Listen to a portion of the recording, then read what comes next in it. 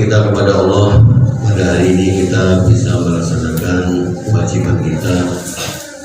Selain puasa di bulan Ramadan, hari ini kita melaksanakan sholat zuhur secara berjamaah dan juga dengan tausiah.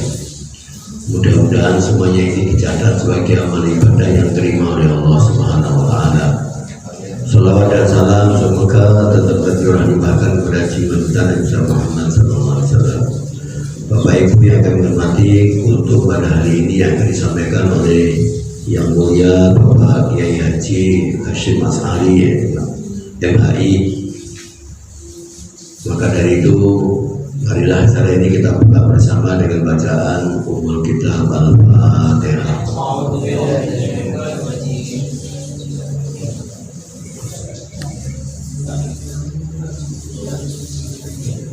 Selanjutnya kepada Pak Kiai Haji Hashim Asy'ari dipersilakan.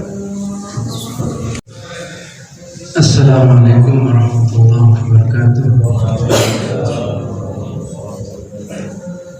Alhamdulillahirabbil alamin alladzi yawsat tariqa lit-talibin wa sahhala min hadha as-sa'adati lil-muttaqin wa bassara basaira lis-sadiqin bi sa'iri al-hikam wal ahkam fid-din.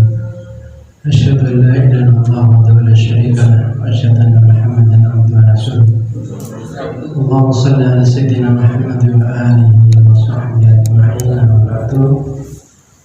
Yang terhormat Bapak Kepala Kantor Kementerian Agama Kabupaten Sumeneb, yang kami hormati Bapak SPTO pada Kantor Kementerian Agama Kabupaten Sumeneb, para kasih yang hadir pada saat ini yang kami hormati, Bapak Ibu jamaah Allah.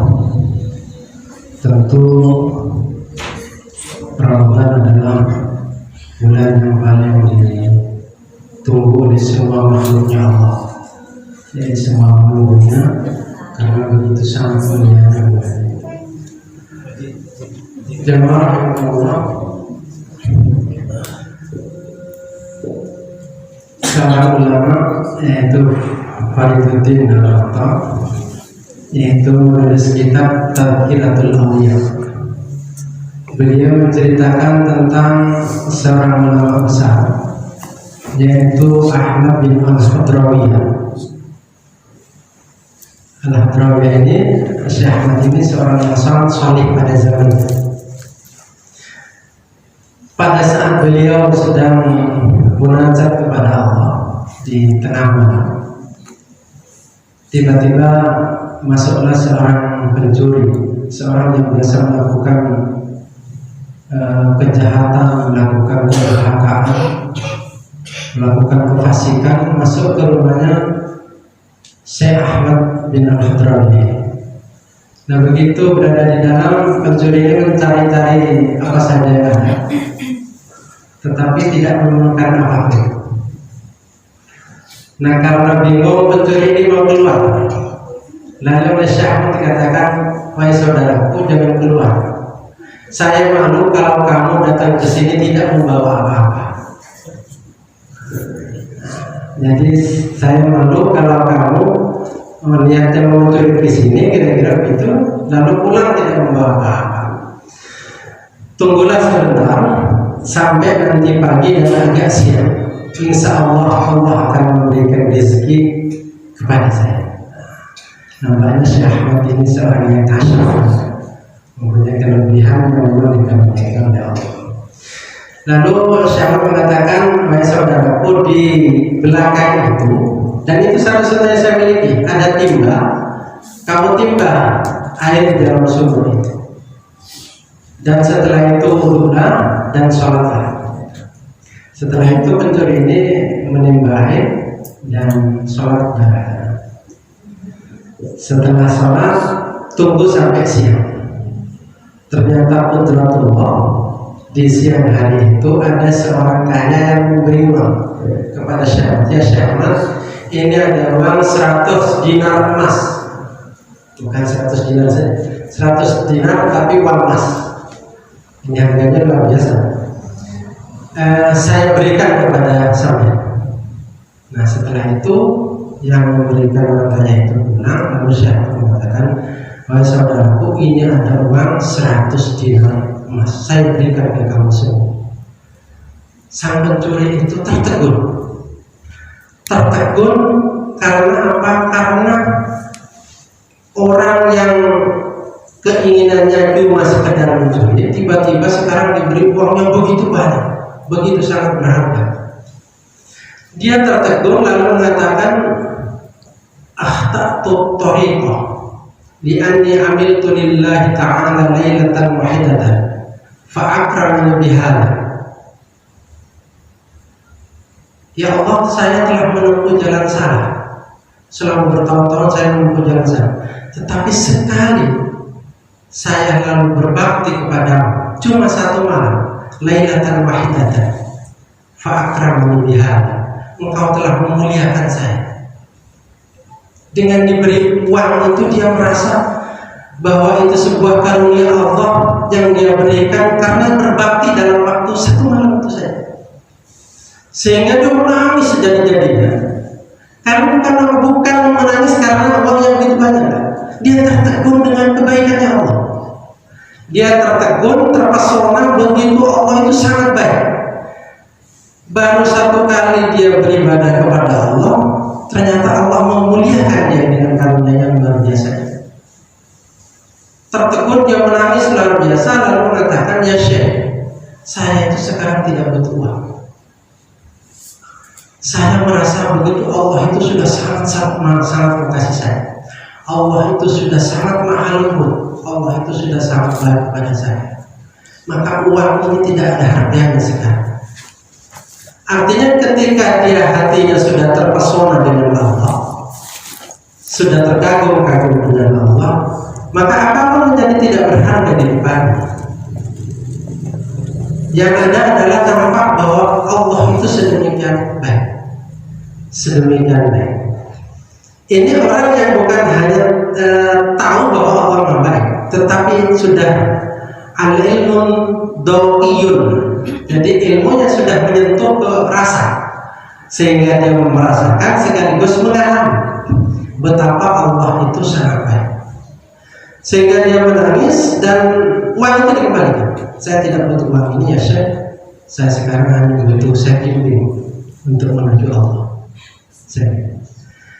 Nah, artinya ketika kita memahami Allah itu sedemikian baik, sedemikian kasih sayang kepada kita, maka dada itu menjadi lapang, semuanya menjadi lapang, sehingga semuanya menjadi mudah. Yang terbentang di depan kita begitu sangat mudah kita jalani, karena Allah itu memang luar biasa. Sampai ada ulama mengatakan begini, Inna Allah a'ta anwa' at-ta'am lil awliya wa a'ta ladzat at-ta'am lil fuqara. Allah itu memberikan bermacam-macam makanan terhadap orang kaya. Jadi macam-macam makanan itu bermacam-macam, bukan satu macam. Itu diberikan kepada orang kaya.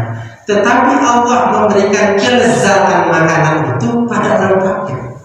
Jadi orang fakir itu makan apa saja terasa lezat. Tapi banyak orang kaya yang lalu makannya bermacam-macam tidak merasakan lezat apa-apa. Jadi memang Allah luar biasa. Kebaikannya Allah itu luar biasa. Karena kebaikan itulah yang lalu membuat pencuri ini tertekun sehingga dia berubah menjadi baik. Inilah yang oleh seorang ulama Al-Azhar, yaitu Syekh Ali Tontowi, dikatakan inilah sebenarnya yang dikatakan Lailatul Qadar itu, yaitu di mana orang pada satu keadaan dia merasakan Allah, merasakan kebaikannya Allah, dan berubah jalan hidupnya hatta matla'il fajr, hatta fajar kematian itu menjemputnya. Nah itu dia baik terus, jadi perjalanannya menuju kebaikan itu luar biasa.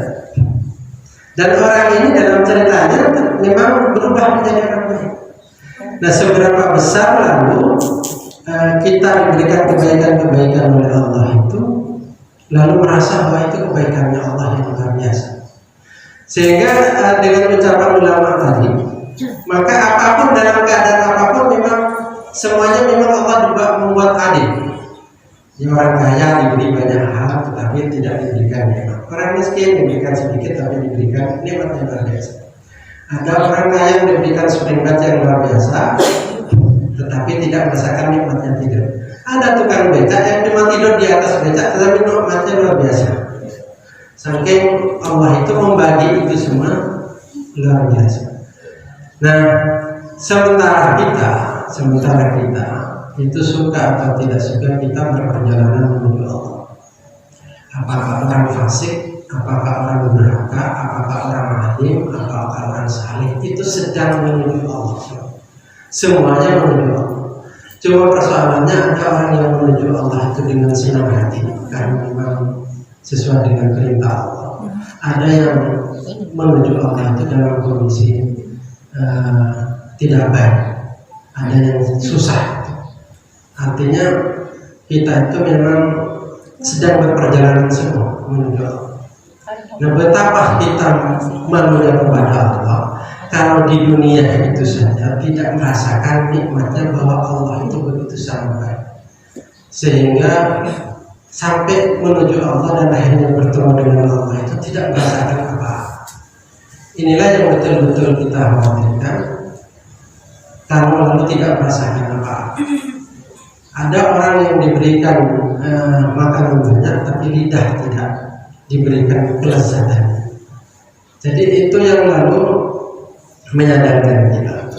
Nah, kesadaran inilah yang lalu bisa kita gunakan untuk menuju perjalanan menuju Allah itu, sehingga jalan kita baik. Dengan kesadaran itu, misalnya kita terbiasa sholat jamaah di musola ini, maka tentu itu kita pertahankan. Artinya orang-orang yang seperti itu, kalau Syekh Ali Tontowi katakan orang yang lalu di Ramadannya baik, lalu itu dipertahankan bila hatta matla'il fajr, fajar kematian itu semuanya musuhnya, maka itu sama dengan orang yang mendapatkan Lailatul Qadar itu. Sehingga itu yang lalu membuat kita betul-betul merasakan kenikmatan. Nah, mudah-mudahan Allah menjadikan kita menjadi orang-orang saleh dan menuju Allah itu dengan banyak kenikmatan. Itu siratal mustaqim. Assalamualaikum warahmatullahi wabarakatuh. Demikianlah tadi kutub singkat yang sangat menginspirasi kepada kita. Ada orang yang diberi banyak tapi tidak diberi nikmat. Ada orang yang tidak diberi banyak tapi diberi nikmat.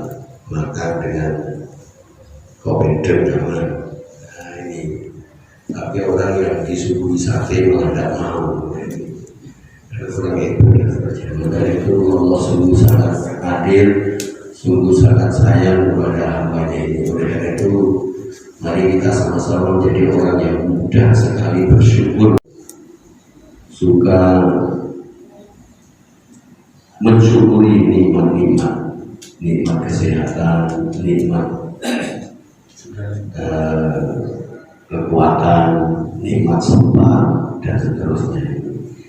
Lebih-lebih sekarang mau lebaran, banyak sekali nikmat yang dicurahkan itu. Maka dari itu mari kita syukuri dan kita peduli kepada saudara kita. Mudah-mudahan semuanya ini menginspirasi kita, menjadikan diri kita orang yang terus dicintai oleh Allah Subhanahu wa taala, menjadi orang yang nantinya diridhoi oleh Allah Subhanahu wa taala. Terima kasih atas segala perhatian. Mari kita tutup bersama dengan bacaan hamdalah. Alhamdulillahirabbil alamin. Kami akhiri wallahu muwaffiq ila aqwamit thoriq. Wassalamualaikum warahmatullahi wabarakatuh.